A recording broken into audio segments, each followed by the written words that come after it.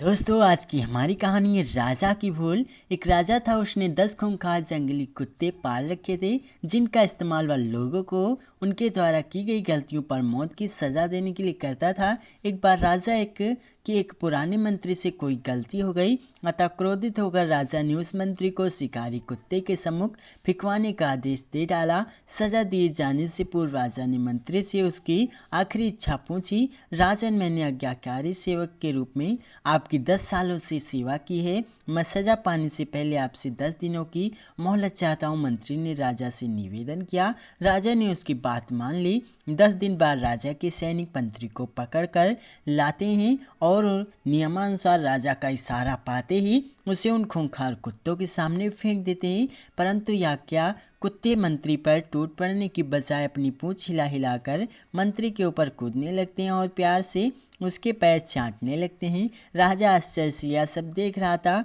उसने मन ही मन सोचा कि आखिर इन खूंखार कुत्तों को आज क्या हो गया है, वे इस तरह क्यों व्यवहार कर रहे हैं। आखिरकार राजा से रहा नहीं गया। उसने मंत्री से पूछा, ये क्या हो रहा है? ये कुत्ते तुम्हें काटने की बजाय तुम्हारे साथ खेल क्यों रहे हैं? मंत्री ने कहा, राजन, मैंने आपसे जो 10 दिनों की मोहलत ली थी उसका एक एक क्षण मैंने इन बेजुबानों की सेवा करने में लगा दी। मैं राजा रोज इन कुत्तों को नहलाता, खाना खिलाता व हर तरह से उनका ध्यान रखता। ये कुत्ते खूंखार और जंगली होने के बावजूद भी मेरे इन 10 दिनों की सेवा को नहीं भूल पाए हैं। परंतु खेद है कि आप प्रजा के पालक को कर भी मेरी 10 वर्षों की स्वामी भक्ति को भूल गए और मेरी एक छोटी सी भूल पर इतनी बड़ी सजा सुना दी।